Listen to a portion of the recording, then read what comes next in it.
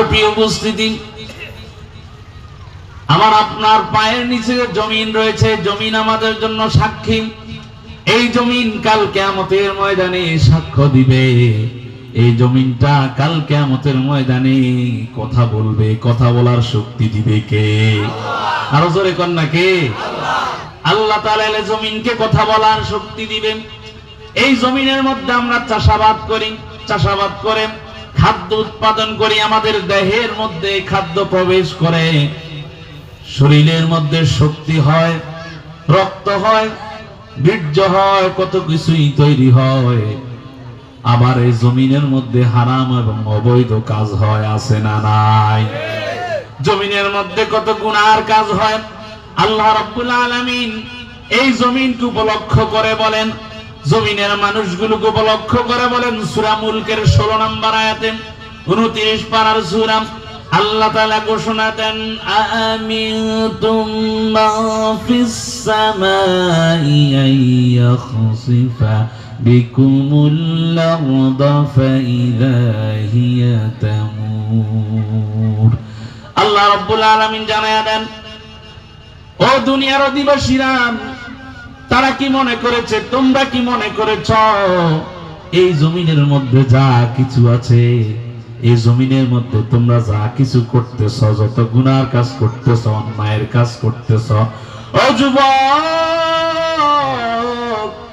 নামাজ বাদ দিয়ে তুমি মোবাইলের মধ্যে পাবজি ফ্রি ফায়ার খেলো, যুবক ফেসবুকিং করো, ও যুবক তোমাকে নামাজে পাওয়া যায় না, মসজিদে পাওয়া যায় না, ফজরের সময় মুয়াজ্জিন এবং ইমাম দুইজনেই নামাজ পড়ে ফেলে, এরকম মসজিদ আছে না নাই?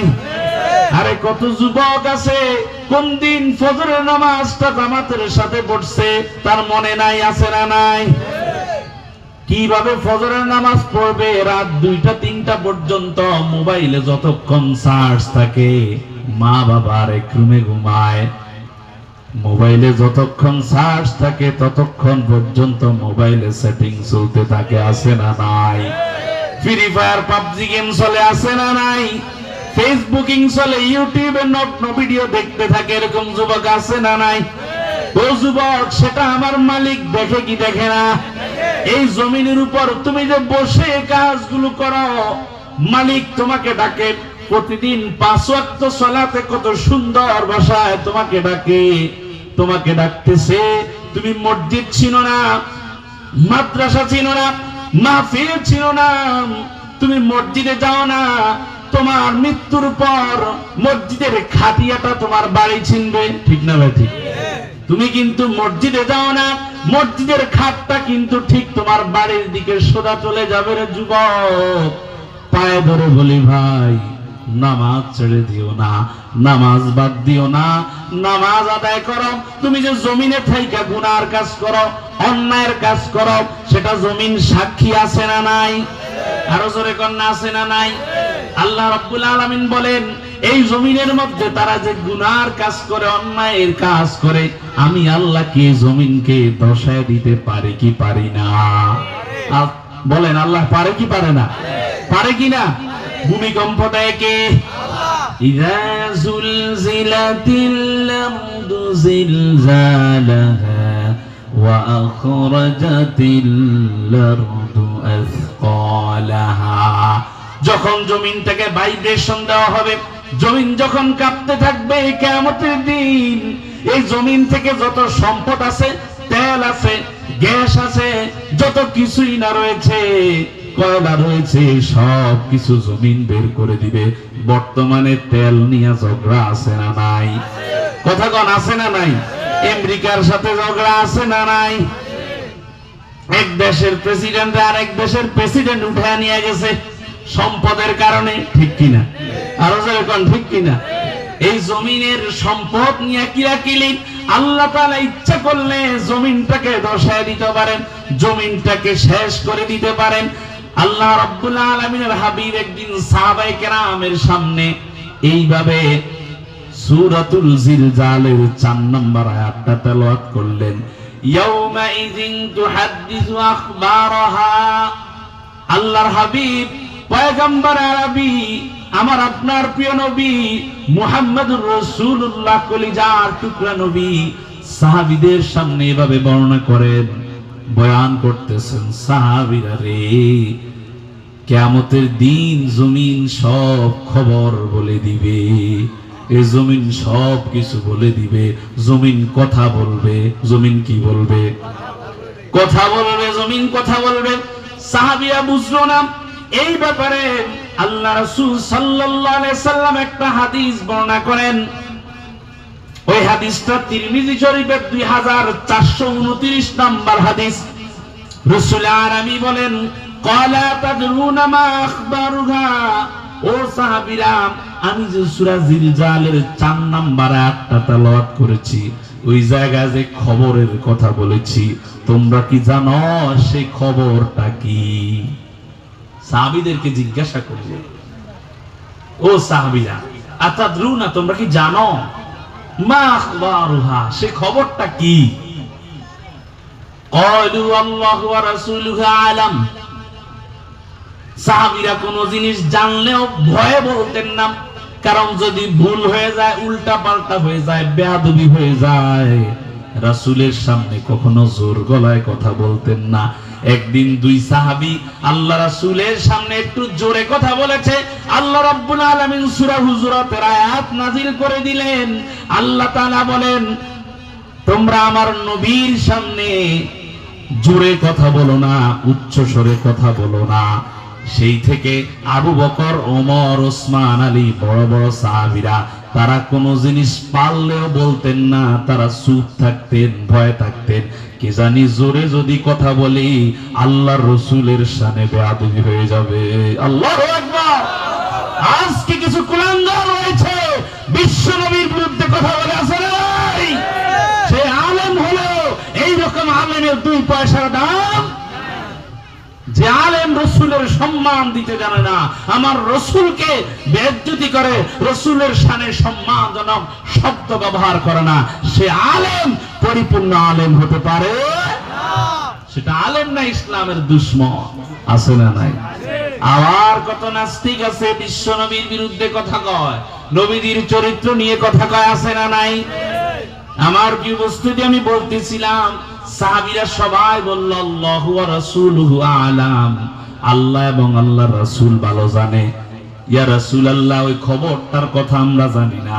রাসূল সাল্লাল্লাহু আলাইহি সাল্লাম বাবা নিজে বলেন, ক্বালা ফাইন্না আখবারুহা, সেই খবরটা হলো আনতা শাহাদা কুল আলা কুল্লি আবদিন আও আমাতিন বিমা আমিলা আলা যাহরিহা। সাহাবীরা রে শুনো, জমিন যে সাক্ষী দিবে, আমার আলোচনার 4টা পয়েন্টের 1 নাম্বার পয়েন্টটা ছিল জমিন, ঠিক কিনা? জমিন সাক্ষী দিবে। এই যে জমিনে বসে বসে মাহফিলে আছেন, কথা শুনতেছেন, কোরআনের বয়ান শুনতেছেন, এই জমিন বলবে আল্লাহ আপনারে বান্দা। ওলামায়ে কেরামদের মুখ থেকে কথা শোনার জন্য এই শীতের রাত, পৌষ মাসের কনকনে শীতের রাত, ইচ্ছা করলে কম্বলের নিচে ঘুমাতে পারতো। এখানে কত যুবক আছে, এরা তো ইচ্ছা করলে দোকানে ঘুরতে পারতো। এ জমিন বলবে আল্লাহ, এ যুবক কিন্তু এই সময় দোকানে ঘোরাফেরা করে নাই, মাহফিলে বসছে। কত মুরব্বী বাবা ইচ্ছা করলে বাড়িতে বসে থাকতে পারতো, বাড়িতে বসে থাকে নাই, মাহফিলে বসেছে। আল্লাহ, আমি জমিন সাক্ষী দিলাম আপনারে বান্দা কোরআনের প্রেমিক ছিল। জমিনকে কথা বলার ক্ষমতা দিবে কে? আল্লাহ রাসূল বলেন, এটাই হলো জমিনের সাক্ষী। জমিন প্রকাশ করে দিবে, তাকুলু আলা আমালিন কাযা ওয়া কাযা ইয়াউমিন কাযা ক্বালা ফাহাযা আখবারুহা। জমিন একেবারে সবকিছু বৃত্তান্ত করবে। আজকে 2026 সনের 8 জানুয়ারি, এখন সময় রাত 9টা 20 মিনিট। জমিন সবকিছু বলবে। 2026 সনের জানুয়ারি মাসের 8 তারিখ 9টা 20 মিনিটে আপনার বান্দারা কোরআনের কথাগুলো শোনার জন্য বসেছে। রে মালিক, আমি জমিন সাক্ষী ছিলাম, আপনি বান্দাদেরকে মাফ করে দেন। আরো জোরে কোন? জমিনকে সাক্ষী দেওয়ার ক্ষমতা দিবে কে? এবারে সাক্ষ্যটা ভালো কাজেও আছে, খারাপ কাজেও আছে না নাই? আপনি মসজিদে গেলেন, এই যে রাতের অন্ধকারে মসজিদে গেলেন, এশার নামাজ এবং ফজরের নামাজে যারা মসজিদে যায়, যারা অন্ধকারে মসজিদে যায়, যারা অন্ধকারে কষ্ট করে মসজিদে যায়, আল্লাহ রাসূল বলেন তোমরা তাদেরকে ঈমানদার বলে ঘোষণা দাও। সুবহানাল্লাহ। মুসলমান কান লাগা শুনো রে বাবা, মুনাফিকের জন্য সবচাইতে কঠিন নামাজ হলো দুইটা। জোরে কোন কয়টা? আরো জোরে কোন কয়টা? দুই নামাজ মুনাফিকের জন্য কঠিন, মুনাফিকের জন্য ভারী। মিশকাতের হাদিস, সহিহ বুখারীর হাদিস, দুইটা নামাজ মুনাফিকের জন্য ভারী, আবার এই দুই নামাজ পড়তে কষ্টও বেশি, ঠিক কিনা? এই দুই নামাজের নাম হলো, একটার নাম হলো এশার নামাজ, আরেকটার নাম হলো ফজরের নামাজ, ঠিক কিনা? কথা কন। এক নামাজ আছে পড়তে খুব সহজ, অনেক সময় অনেক লোক ওই নামাজ পড়তে ওযুও করে না। ওই নামাজটার নাম হলো জানাজার নামাজ। আছে না নাই? কথা কন, আছে না? নেতার সাথে চলে আসে, দেখা যায় ওযু আছে না নাই, সোজাসুজি দাঁড়ায় যায়, আছে না নাই? কথা কন। ফজরের নামাজের খবর নাই, জানাজা না পড়লে মানুষে কি বলবে, এই জন্য জানাজা আইসা হাজির হয়। জোহরের খবর নাই, জানাজায় আইসা হাজির হয়ে যায়, এরকম মুসল্লি আছে না নাই? এই জন্য 5 ওয়াক্ত নামাজ যারা পড়ে, এদের বাইরে নামাজীদেরকে আমি 3 ভাগে ভাগ করছি। কয় ভাগে? 5 ওয়াক্ত যারা পড়ে এরা তো মুমিন বান্দা, আল্লাহর খালেস বান্দা, মুত্তাকি বান্দা। এদের বাইরে আবার 3 প্রকারের নামাজি আছে। এক নাম্বারে হলো নামাজে 8। জোরে কোন নাকি? নামাজে 8 মানে হলো সপ্তাহে একদিন নামাজ পড়ে। জুমার নামাজ। কোন নামাজ? শুক্রবার টু শুক্রবার, জুমা টু জুমার নামাজ পড়ে। আরেক প্রকার নামাজ আছে নামাজে খাট। এরা শুধু খাটের সামনে নামাজ পড়ে, মানে জানাজার নামাজ। কোন নামাজ? এরকম মুসল্লি আছে না নাই? আরেক প্রকার নামাজ হলো নামাজে 360, নামাজে 8, নামাজে খাট, নামাজে 360। নামাজে 360 হলো ওই রকম নামাজি যারা শুধু বছর বছর নামাজ পড়ে, ঈদের নামাজ পড়ে। আছে না? আছে না? ঈদের নামাজ পড়ে, এরকম মুসল্লি আছে না নাই? সবে বরাতে গেলে নামাজে আসে, সবে কদরে গেলে নামাজে আসে। আবার কইেন না হুজুর আপনি কি না করেননি? না, না করি না, আপনি ওই দিন হইলেও আসেন, ঠিক কিনা? আবার কইেন না হুজুর তো বেজাল লাগাই গেছে। না, আমি বেজাল লাগাই না হুজুর, ওই দিন হলেও আসে, আপনি আসেন। ইসলাম সহজ, ইসলাম কোনো কঠিন না। বাশিরু ওয়ালা তুনাফিরু। অনেকে আছে ইসলামটারে কঠিন বানায় ফেলে, অনেকে মানুষের সাথে খারাপ আচরণ করে, ধমক দেয়। আরে ওই দিন আসার দরকার কি? না, আমি বলি আসো। সুসংবাদ দাও, দুঃসংবাদ দিয়ে মানুষকে তাড়িয়ে দিও না। মানুষকে ভালোবাসা দিয়ে ইসলামের ছায়াতলে নিয়ে আসো। কার কথা? আরো জোরে কোন কার? বিশ্ব নবীজি ভালোবাসা দিয়ে ইসলামটাকে জয় করে নিয়েছেন। মসজিদে নববীতে পেশাব করে দিয়েছিল ইহুদি।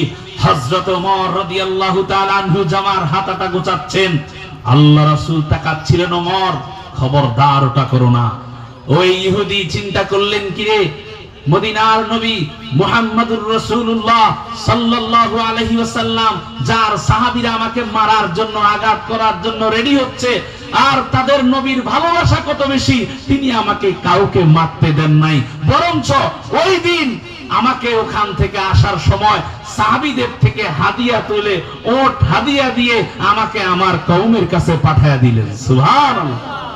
কওমের কাছে যখন চলে গেল, আল্লাহর বান্দা গিয়ে বর্ণনা করতে লাগলো, শুনো, আমরা তো এতদিন মদিনার নবী বিশ্ব নবীজির বিরোধিতা করতেছিলাম।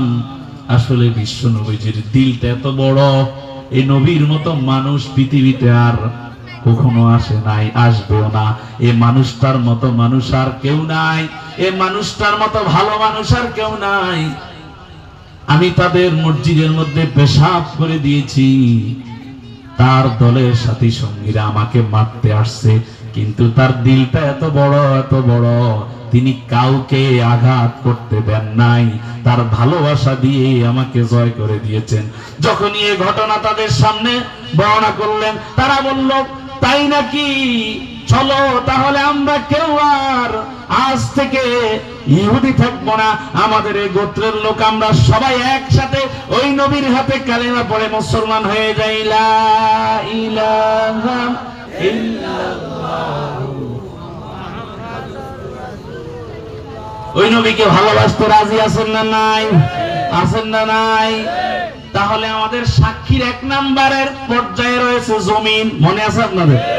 1 নম্বরে জমিন। এই জমিনে নামাজ হয়, ওয়াজ মাহফিল হয়, আবার এই জমিনের মধ্যে সুদের কারবার আছে না নাই? আপনাদের এলাকায় সুদ নাই, আপনারা আপনাকে বদনাম করলেন, আমি কি জানি? আল্লাহ ভালো জানেন। জমিনের মধ্যে সুদ আছে না নাই? খবরদার বাবাজি, সুদের সাথে যারা সম্পর্ক রেখেছেন, আপনার 1 টাকা সুদের সাথে সম্পর্ক রাখলেন, আপনি আপনার মায়ের সাথে জিনা করলে যে গুনাহ, ওই গুনাহ আপনার আমলনামায় উঠে যাবে। জোরে কন্না নাউজুবিল্লাহ। মায়ের সাথে জিনা করতে যদি বলি কেউ করবে না, কিন্তু সুদের সাথে সম্পর্ক করবে এরকম লোক আছে না নাই? সুদের সাথে সম্পর্ক করবেন না। সুদ নিয়ে ওয়াজ করতেছি না, সুদ নিয়ে ওয়াজ করলেও 2 ঘন্টা লাগে, কিন্তু পায়ে ধরে বলি, গরিব থাকেন, অটো চালিয়ে খান, সিএনজি চালিয়ে খান, ক্ষেত খামারে কাজ করে খান, কিন্তু তারপরেও আপনি সুদের সাথে সম্পর্ক করবেন। রাজি আছেন তো ইনশাআল্লাহ? এই জমিন সাক্ষী দিবে আপনি সুদের সাথে সম্পর্ক করলেন। যারা ঘুষ খায় তাদের বিরুদ্ধে সাক্ষী দিবেন, যারা মদ খায় তাদের বিরুদ্ধে সাক্ষী দিবে, যারা জুয়া খেলে, জমিনের মধ্যে জুয়া আছে না নাই? দুর্নীতি আছে না নাই? সবকিছু এই জমিন সাক্ষ্য দিবে। তাহলে আমরা এই জমিনে যত কাজ হয়, ভালো হয় মন্দ হয়, এর 1 নাম্বার সাক্ষীটা পাইলাম কি? ওর জোরে কোন নাকি? ওয়াজ মুখস্থ করতে হবে। আবার যাওয়ার সময়, আলোচনা শেষের সময় আমি আপনাদের কাছ থেকে ফিডব্যাক নিব, বলবেন আপনারা। 1 নাম্বার সাক্ষী কি? 2 নম্বরে যাই। 1 নম্বরে এত কথা বললে হয় না, সামনে আগাই, সময় শেষ।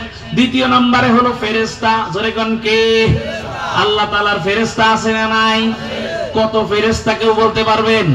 কোন কিতাবে কোনো সংখ্যা গণনা নাই। আপনাদের একটু উদাহরণ দেই, আসমান থেকে যে জমিনের মধ্যে বৃষ্টি বর্ষণ হয়, এই বৃষ্টির প্রত্যেকটা ফোঁটার সাথে সাথে ফেরেশতা নাজিল হয়। সুবহানাল্লাহ রে বাবা, আরো জোরে কোন? বৃষ্টির প্রত্যেকটা ফোঁটার সাথে সাথে ফেরেশতা নাজিল হয়। আবার আমাদের শরীরের সাথে ফেরেশতা আছে না নাই? আমাদেরকে পাহারা দেয়। আমি আর আপনি যে ঘুমাই, আমি যে ঘুমাই, আপনি যে ঘুমান, আমাকে আপনাকে ফেরেশতারা পাহারা দেয়। ইচ্ছা করলে কোনো পোকা পাকমাকড় দিয়ে আমাকে শেষ করে দিতে পারতো, ঠিক কিনা? একটা সাপের কামড় দিয়ে তো শেষ করে দিতে পারতো, বিষাক্ত বিচ্ছুর কামড় দিয়ে তো শেষ করে দিতে পারতো। কত যুবক আছে ইয়ারফোনটা কানে লাগাইয়া সারা রাত পর্যন্ত গান শুনে আছে না নাই? ও যুবক, এই রাতে যদি তোমার মৃত্যু হয়ে যায়, মুনাফিক হয়ে কবরে যাবে, ঠিক কিনা? সুতরাং রাতের মধ্যে গান বাজনা চালায়া, মোবাইলের মধ্যে আওয়াজ দিয়া, কানে ইয়ারফোন দিয়া চালায়া কেউ ঘুমাবেন না। রাজি আছেন তো ইনশাআল্লাহ? গুনার কাছ থেকে দূরে থাকবেন। আল্লাহ পাক রব্বুল আলামিনের ফেরেশতা রয়েছে, অসংখ্য ফেরেশতা রয়েছে। আল্লাহ তাআলা কোরআনুল কারীমে বলেন, ওয়া ইন্না আলাইকুম লাহাফিজিন কিরামান কাতিবিনা ইয়ালামুনা মা তাফআলুন। আল্লাহ রাব্বুল আলামিন বলেন, নিশ্চয় আমি আল্লাহ তাআলা তোমাদের জন্য সংরক্ষণকারী, হেফাজতকারী তোমাদের কাছে দিয়ে দিলাম। কিরামান কাতিবিন, 2 জন সম্মানিত লেখক, 2 জন সম্মানিত লেখক। কিরামান কাতিবিন মানে 2 জন ফেরেশতা না, এর কাতিবিন মানে লেখক, কিরামান মানে সম্মানিত। 2 জন সম্মানিত লেখক তোমাদেরকে আমি দিয়ে দিলাম। ইয়ালামুনা মা তাফআলুন, ও বান্দা তুই যা করস সব কিছু তারা লেখে। আল্লাহু আকবার। ইন্নাল আবরার লাফি নাঈম, নিশ্চয়ই যারা নেককার তারা থাকবে নাঈমের মধ্যে। নাঈম একটা জান্নাতের নাম আছে না নাই? ওয়া ইন্নাল ফুজ্জারা লাফি জাহিম, আর যারা বদকার গুনাহগার তারা যাবে জাহান্নামে। জোরে কন্যা কোথায় যাবে? আরো জোরে কোন কোথায় যাবে? সূরা ইনফিতার আয়াত নাম্বার 10 থেকে 14 আল্লাহ রাব্বুল আলামিন কোরআনুল কারীমের সূরা কফের 14 নম্বর আয়াতে বলেন, মা ইয়ালফিযু মিন কওলিন ইল্লা লাদাইহি রাকীবুন আতীদ। আল্লাহ তাআলা বলেন, বান্দা তোর এমন কোন কথা নাই, তোর এই ঠোঁট দিয়ে যে বাক্য উচ্চারণ হয়, তোর এই ঠোঁট দিয়ে যে শব্দ উচ্চারণ হয়, এই শব্দ এমন কোন শব্দ নাই যেটা আমার ফেরেশতারা লেখে না। কার কথা? ওর কথা কয় না, কার কথা? মনোযোগ, কার কথা? আল্লাহর কথা। বান্দা তোর এমন কোন শব্দ নাই, এমন কোন কথা নাই যেটা আমার ফেরেশতারা লেখে না। সুতরাং আল্লাহ তাআলার এই জমিনের মধ্যে দ্বিতীয় নাম্বার সাক্ষী হলো ফেরেশতা। জোরে কোন কে? ফেরেশতা সাক্ষী। আমরা যে ভালো কাজ করি সেটাও লেখে, আবার যে মন্দ কাজ করি সেটাও লেখে। ক্ষমতা দিয়েছে কে? আপনি দুনিয়ার মধ্যে যদি কোনো ভালো কাজ করে যান, মান দাআ ইলা হুদান কানা লাহু মিনাল আজরি মিসলু উজুরি মান তাবিআহু লা ইয়ানকুসু যালিকা মিন উজুরিহিম শাইআ। আপনি দুনিয়ার মধ্যে যদি কাউকে হেদায়েতের পথে ডাকেন, ভালো পথে ডাকেন, আপনি নামাজের দিকে ডাকলেন, মাহফিলের দিকে ডাকলেন, ওই লোকটা মাহফিলে আসছে অথবা মসজিদে গেল, ওই লোকটা নামাজ পড়ে মাহফিলে আসে, যে সওয়াব হলো আপনি দাওয়াত দেওয়ার কারণে আল্লাহ রাব্বুল আলামিন সে সওয়াব নাজিল আপনার আমলনামায় দিয়ে দিবে। আর যেরকম এই যে মাহফিলের ব্যবস্থা আপনারা করেন, আপনি চলে যাবেন, আপনি দুনিয়াতে থাকবেন না, ও ফরিদগঞ্জবাসী আপনি দুনিয়াতে থাকবেন না, কিন্তু এই মাহফিল থাকবে, এই মাহফিল চলবে, এই মাহফিলের সওয়াবের অংশ আপনার কবরে দিয়ে দিবে কে? আরো জোরে বলেন না কে? আবার দুনিয়ার মধ্যে কিছু গুনার কাজ আছে না নাই?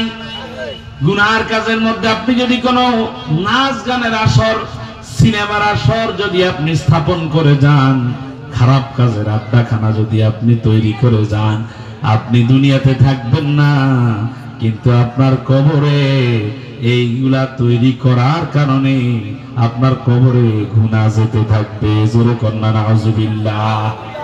মুসলিম শরীফের 2674 নম্বর হাদিস। তাহলে আমরা এই দুনিয়ার মধ্যে ভালো কাজ করব, রাজি আছি ইনশাআল্লাহ? আরো জোরে কন্না ইনশাআল্লাহ। আল্লাহ রাব্বুল আলামিন কিয়ামতের ময়দানে যখন আমাদের আমলনামাগুলো উপস্থাপন করবেন, এই যে ফেরেশতারা সব কিছু লিখতেছে, ফেরেশতাদের লেখা সব কিছু হচ্ছে, এই লেখাগুলা যখন উপস্থাপন করা হবে তখন আপনি বলবেন, আপনার আমলনামা যখন ডান হাতে এবং বাম হাতের মধ্যে দেওয়া হবে, আপনি বলবেন, আল্লাহ আমি কি কাজ করছি নাকি? আপনি যদি বদকার হন, আপনি যদি গুনাহগার হন, আপনি যদি খারাপ কাজ করেন, অন্যায় কাজ করেন, দুনিয়ার মধ্যে মানুষের উপর জুলুম করছেন, অত্যাচার করেছেন, মানুষের জমিন আত্মসাৎ করে নিয়েছেন, আর একজনের জমিনের আইল নিজে কাটছেন, আপনার জমিনের মধ্যে নিয়ে নিলেন, আপনি যে গুনাহ কাজ করেছেন, জুলুমবাজি করেছেন, আপনার আমলনামা সব কিছু উঠে যাবে। আপনি বলবেন, আল্লাহ আমি কে কাজ করেছি? আপনি দেখতে পাইবেন, লা ইউগাদিরু সগীরাতাও ওয়ালা কাবীরাতাও ইল্লা আহসাহা। আল্লাহ বলেন, বান্দা তো ছোট ছোট গুনাহ, ছোট ছোট ভালো কাজ সব কিছু আমি আল্লাহ তাআলা উপস্থাপন করে দিলাম। আল্লাহু আকবার। ছোট্ট ছোট্ট গুনাহ, ছোট্ট ছোট্ট নেকের কাজ, আপনি কাউকে চোখ রাঙিয়েছেন, আপনি কাউকে ধমক দিয়েছেন, আপনি কারোর সাথে খারাপ ভাষায় কথা বলেছেন, সব কিছু লিপিবদ্ধ করে দিবে কে? আবার আপনি কারোর সাথে একটু মুস্কি হেসে কথা বলেছেন, আপনাকে বলেছেন আসসালামু আলাইকুম ভাই কেমন আছেন, আপনি বলেন আলহামদুলিল্লাহ আমি ভালো আছি। আল্লাহর নবী পয়গম্বর আরবি বলেন, কেউ যদি কোনো মুসলমান ভাইয়ের সাথে মুস্কি হেসে কথা বলে, তার আমলনামায় একটা সদকার সওয়াব উঠে যায়। একটা সদকা দিতে কমপক্ষে একটা বকরি লাগে, একটা ছাগল লাগে, খাসি লাগে, এটা দিতে কমপক্ষে কত টাকা লাগে? আজকের দুনিয়াতে তো কমপক্ষে 8-10 হাজার টাকা লাগে, ঠিক কিনা? আপনি যদি একটু মুস্কি হেসে আপনার কোনো ভাইয়ের সাথে কথা বলেন, ভালোভাবে কথা বলেন, সুন্দরভাবে কথা বলেন, তাহলে আপনার আমলনামায় 8-10 হাজার টাকা সদকা করলে যে সওয়াব হতো, মুস্কি হেসে কথা বললে এই সওয়াব আল্লাহ তাআলা দান করে দিবেন। এত বড় একটা অফার দিলাম, এত আসতে সুবহানাল্লাহ। এখন যদি বলি 10 হাজার টাকা মাহফিলে দেন, দিবেন? আপনার হাত কাঁপবে, হাত তো বাইরে হইবে না। কিন্তু একবার মুস্কি হেসে যে আলোচনা শুনালাম, মুস্কি হেসে কথা বললে 8-10 হাজার টাকা আল্লাহর রাস্তায় দান করলে সব, এরকম একটা কথা শুনে আসতে সুবহানাল্লাহ বলা উচিত না? জোরে কারা কারা জোরে বলবেন? জোরে বলেন সুবহানাল্লাহ। আমার প্রিয় উপস্থিতি, তাহলে আল্লাহ পাক রব্বুল আলামিন আমাদের জন্য অনেক কাজের ব্যবস্থা করে রেখেছেন। আমরা যে ভালো কাজ করি আর খারাপ কাজ করি, দ্বিতীয় নাম্বার সাক্ষী হলো ফেরেশতা। জোরে কন্যা কে? আরো জোরে কন্যা কে? ফেরেশতা। আল্লাহ পাক রব্বুল আলামিন আমার আপনার আমলনামাগুলো যখন হাতে দিয়ে দিবেন, এই আমলনামা অন্য কেউ পড়বে না। আল্লাহ তাআলা বললেন, ইকরা কিতাবাকা কাফা বিনাফসিকাল ইয়াউমা আলাইকা হাসিবা। সূরা বনী ইসরাঈলের মধ্যে আল্লাহ রাব্বুল আলামিন বলেন, বান্দা তুই পড়, রিড ইউর বুক, তুই নিজে পড়, তোর আমলনামা, তোর বই তুই নিজে পড়, অন্য কেউ আজকে পড়ে দিবে না, অন্য কেউ পড়ে দিবে না। বান্দা যখন আমলনামা দেখবে, বান্দা তখন বলবে, ইয়াকুলু ইয়া লাইতানি কুনতু তুরাবা। সূরা নাবার 40 নম্বর আয়াত আল্লাহ রাব্বুল আলামিন বলেন, বান্দা তখন বলবে, হাত কামড়াবে, গালের গোশত কামড়াবে, তখন বলতেই থাকবে, আয় আল্লাহ, আয় আফসোস, আমি যদি আজকে মাটি হয়ে যাইতাম, আজকে আমার কোনো হিসাব হইতো না। আমি যদি জমিন হয়ে যাইতাম, জমিনের বালি হয়ে যাইতাম, আমার কোনো হিসাব হইতো না রে মালিক। আজকে আমারে কি জন্য আবার মানুষ হিসাবে বানাইলেন? গুনার দিকে তাকাইয়া বলবে। কিসের দিকে? গুনার দিকে। এই যে গুনাহ করেছেন, অন্যায় করেছেন, এই গুনার দিকে তাকায়া বান্দা বলতে থাকবে, আল্লাহ আমাকে আপনি কেন আবার মানুষ হিসেবে বানাইলেন? আল্লাহ আমি যদি আজকে মাটি হয়ে যাইতাম। জোরে কন্না নাউজুবিল্লাহ, আরো জোরে কন্না নাউজুবিল্লাহ। তাহলে এই গেল দ্বিতীয় নাম্বার সাক্ষী, ঠিক কিনা? এক নম্বরে কি কন্যা? ওয়াজ মুখস্থ হয় না। এক নম্বরে কি? দ্বিতীয় নম্বরে কি? ফেরেশতা। আবার বলেন কি? এবার আসেন 3 নাম্বার, সামনে আগাই। তৃতীয় নাম্বারে হলো আমাদের অঙ্গ প্রত্যঙ্গ। এই যে শরীর, আমাদের এই রুটাকে প্যাকেট করার জন্য রব্বে কারীম মায়ের পেটের মধ্যে আমাকে আপনাকে বানালেন, মায়ের রক্ত দিয়া তিল তিল করে আমাকে আপনাকে বানালেন, বানায়া সুম্মা নুখরিজুকুম তিফলা, আমাকে আপনাকে বাচ্চার আকারে পাঠাইলেন, বাচ্চার আকারে দুনিয়ার মধ্যে নিয়ে আসলেন। এত বড় শরীর হলো, 5-6 ফিট লম্বা একটা মানুষ, 70-80 কেজি ওজন হলো একটা মানুষ। এই যে শরীরের জন্য কত কিছুই না করলেন, সাদাবাজি করলেন, জুলুম করলেন, অন্যায় করলেন, সুদের টাকা, ঘুষের টাকা খায়ায় শরীরটাকে বানালেন, এত ওজন বানালেন। এই শরীরটা আপনার বিপক্ষে সাক্ষী দিবে। কি করবে? পক্ষে না বিপক্ষে? বলেন। বিপক্ষে সাক্ষী দিবে। এই শরীরটা আপনার বিপক্ষে সাক্ষী দিবেন। গুনাহ কাজ করেছেন, খারাপ কাজ করেছেন, অন্যায় কাজ করেছেন, অশ্লীল কাজ করেছেন। যুবক, এই মোবাইলটা হাতে নিয়া কখন কোন জায়গায় নগ্ন ছবি দেখেছ, খারাপ ভিডিও দেখেছ, নেকেড ফিল্ম তুমি দেখেছ, গান বাজনা দেখেছ, তোমার হাত সেদিন কথা বলবে, তোমার অঙ্গ প্রত্যঙ্গ কথা বলবে, চোখ কথা বলবে, সব কিছু কথা বলে দিবে।